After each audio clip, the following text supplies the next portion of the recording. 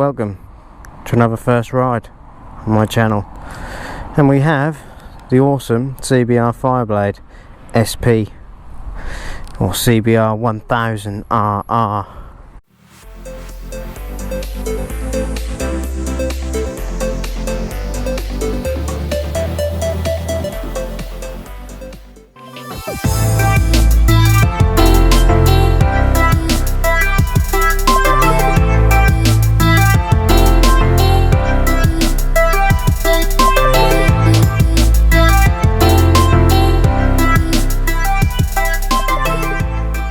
So this is a first ride.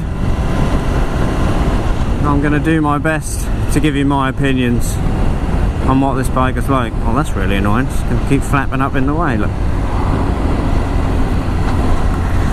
So obviously coming from a 600, I've rid a couple of thousands, but coming from a 600 I'm expecting this to be very different. Wow. The gear changing is smooth as anything. It feels light, nimble.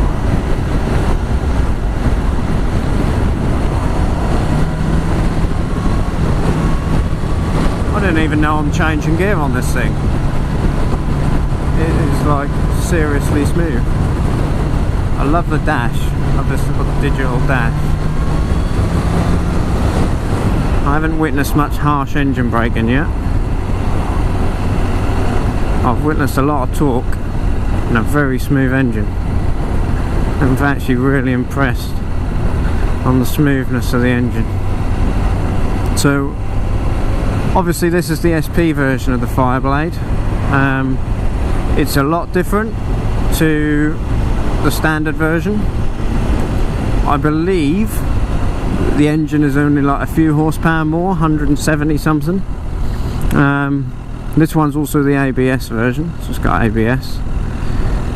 And the other differences, I think the pegs are a little bit lower or higher, and I believe the bars are a little bit wider actually. So it is a little bit different.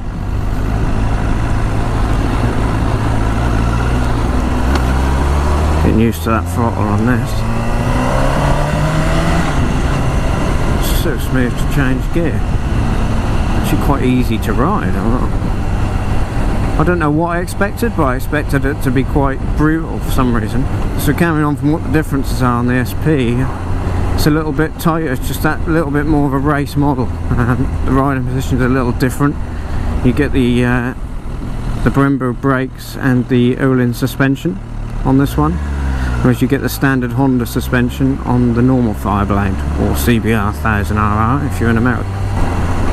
Other than that, in differences, the SP comes standard with the Pirelli, I believe, Super Corsas, whereas the other one doesn't come standard with those. I don't know what tyre it comes with, but it's not those. So there are differences. This is more built towards a track. If you're a track rider, it's all a street rider, but you do track days as well, this is probably more your thing. Personally, if I was to get one of these, I'd probably just get the normal one.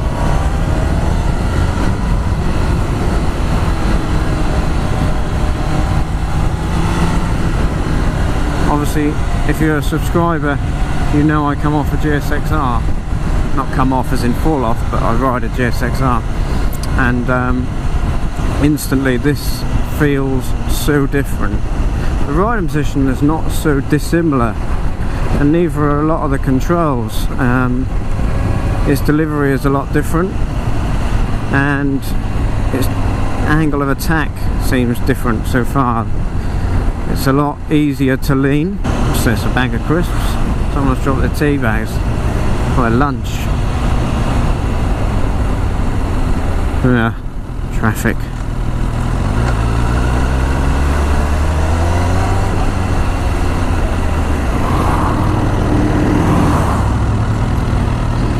So I'm taking this bike out from a Honda dealer called CJ Ball in Norwich in the UK. So if you're anywhere on this east coast, give them a look. Big shout out to them. In fact, I'll put a link to their website in the description. It's actually quite easy to drive slower. Wants to wheelie. It's got a lot of power. 178 brake horsepower is full of power, to be precise. And it does want to give all that power quite easily. So here's a bike you could definitely get in some trouble on. We've gone through the differences between the normal 1000, but as a bike, what's this one like? So I like the mirrors. They're actually quite good, and they're movable inside the housing itself, so you haven't got a movable mirror. So I quite like those. They're actually quite a good mirror. What else do I like? I love the dash. So you'll see you get this little marker when we get higher up. It gives you a position of where you're changing gear. This thing's got heaps of power. We have found it. We have found the beast. See, I love the dash. Little gear indicator. For some reason, that's just my little thing. I love a bike that's got a gear indicator. Some quite nice little roads up here, so we can test the handling out a bit.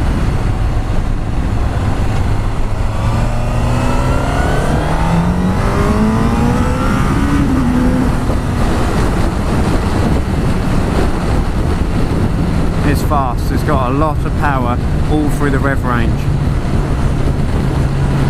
So yeah, like I was saying, I love the fact it's got a gear indicator. The Speedo is nice and big, it's clear, it's not all technical. The fairing seems really stable, and you don't get that much wind at all. It's very good.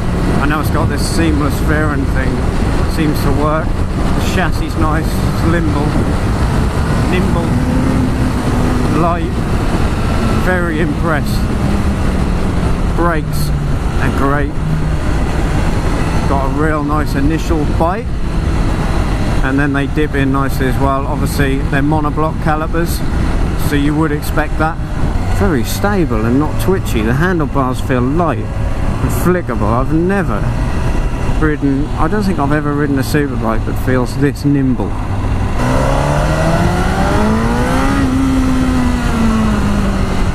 Way. Yeah, this wants to wheelie. I know this has got an electronic steering damper. I know that helps. It is so stable, even on these bumpy roads. So what do I like? I love the dash. I like the mirrors. I love that power. Brakes are good, handling's good. I mean, I know what they say. They say the old Fireblade, you can't go wrong. So far, they've hit the nail on the head. This is the tricolour 2016 colour scheme, and the looks insane. We're going to stop and have a look at it as soon as I get the opportunity.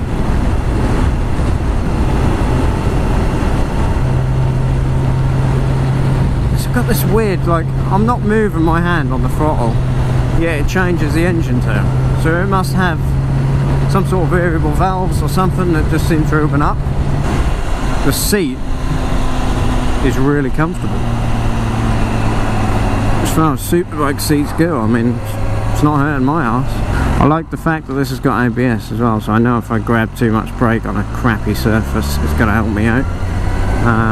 Other than that, Honda have actually gone quite old school. I mean, there's no engine maps, there's no modes, there's no traction control. They've gone real pure with it, which I don't think it's a bad thing. Some people love the fact that they've done that. Personally, I like a few gadgets, that's just how I am, but it's not a problem. So obviously, being a bit of a short ass, I'm pretty much like tippy toes on this bike. It's not an overly tall bike. If you're anything over, I would say 5'6", you're going to find it, you'll be able to get both feet down on the balls of your feet. I'm 5'4" and I can tiptoe it. In terms of the handling, it is very much, you want to lean this thing, it will go. It really will lean over. Find a little quiet corner so that I can show you guys this bike. Just gonna show you around the bike quickly. and we'll go for a little ride. So it starts out, it's got a lovely dash.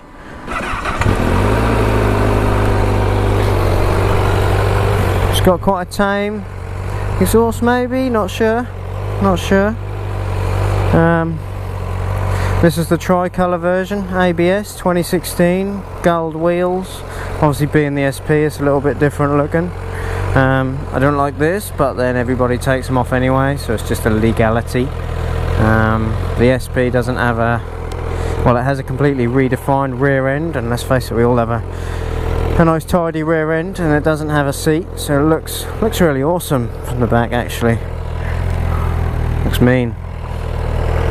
It's got the Öhlins suspension, Brembo monoblock brakes. A lovely colour scheme. Lovely with this seamless fairing here. Looks great. Really awesome looking bike.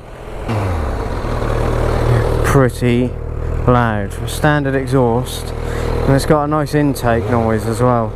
It's got some sort of valves that open up, I'm sure of it. Nice. Let's go for a ride on this bad boy.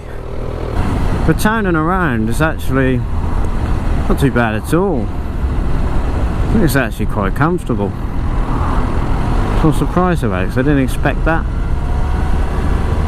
Especially being the SP, I thought it was going to be a bit more rigid, a bit tough. But it isn't. I'm actually incredibly impressed. You aren't really braking for that, are you? Is that even a speed bump, or what is that? We better take this thing back to Honda, I suppose, before I fall in love too much and end up spending lots of money. If you've enjoyed this video, hopefully it's shown you a few things and given you a good look into what this bike's like. If you have enjoyed it, give me a like, or give this video a like. Subscribe to my channel, because there's more of these to come. You know, so subscribe and smash that like button, share the video. It all helps. It's all great. And here we are.